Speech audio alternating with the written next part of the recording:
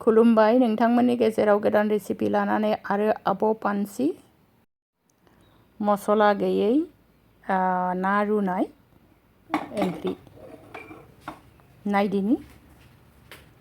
साराय मोनसे नन स्टिक साराय मोनसे लाबाय आङो बेहाय दै होबाय नाखौ रुनो थाखाय बिनि उनाव आङो सामब्राम गुफुर गरब्रै हरबाय एसे देरामनानै हरदों दे बेखौ बिनि दै गोदौनायाव दाना नाखौ मोनफा मोनफा हरनोसै बेबादि सङोब्ला जोबोद गोथाव जायो माने मस्ला जेबो होआलासेनो बेवहाय आङो जिरानि बदलै अन्थाइ बाजाब हरगोन आरो एसे खैरोम दैरोम जानायनि थाखाय आङो लाफा सायख' हरगोन दानिया बानलु गोराननि देनाय हरबाय सामुससे हरदों आं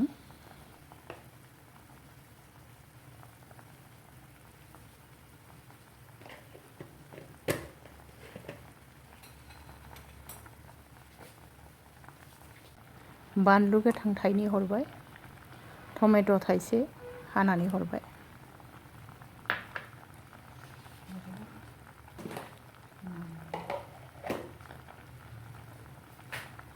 संख्रि हरबाय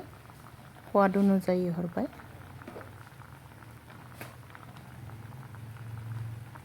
बेबादि गोदौबाय थानाय समावनो थाव गोथांखौ हरनांगौ थाव गोथां एसे हरबाय आङो हालदै होआलासेनो संगोन हालदै होनाय नङा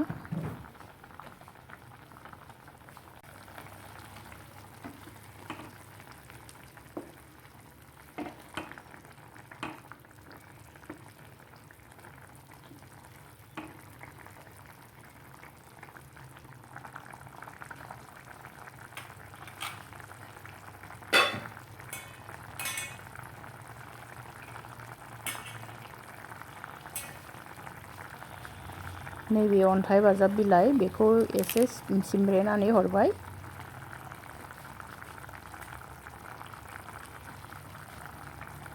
एसे खैरोम दैरोम जानायनि थाखाय लाफा सायख' नैबेबादि बस'नानै आं हरबाय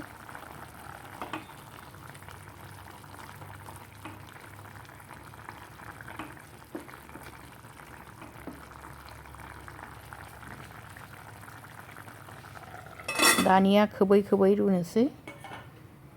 बांद्राय गोबावद्राय रुनो नाङा 20-25 मिनिटजोंनो मोनो जुदि दौरा दौरि बहाबा थांनांगौब्ला नाया लाबोनाय दंखायो खिन्थु एवनोबो सोलाबा संनोबो सोलाबा अब्ला जोङो गासिबो इनग्रेडियेन्ट्सफोरखौ एखेलगे होनानै खोबनानै अरखौ सिमाव दोननानै गालाङोब्लाबो एरलायलायनाङा बियो सारायावबो नांथाबा गाव हारसिङैनो मोननानै थायो अब्ला नोङो देलायदो आरो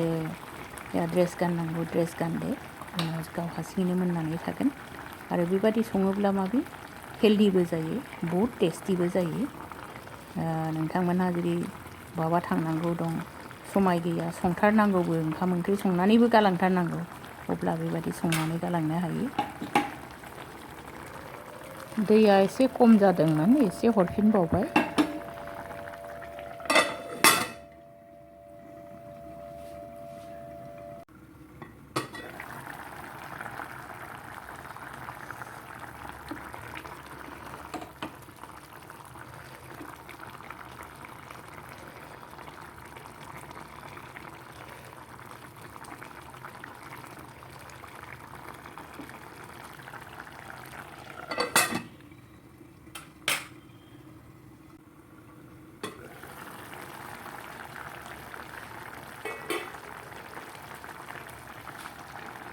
अन्थाइ बाजाब बिलाइखौ आरो एसे हरबावनोसै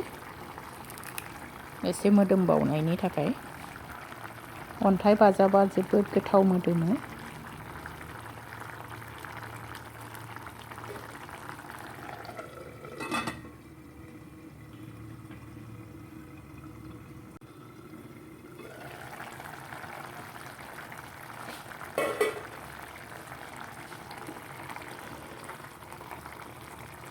दानिया मोनबाय खांनोसै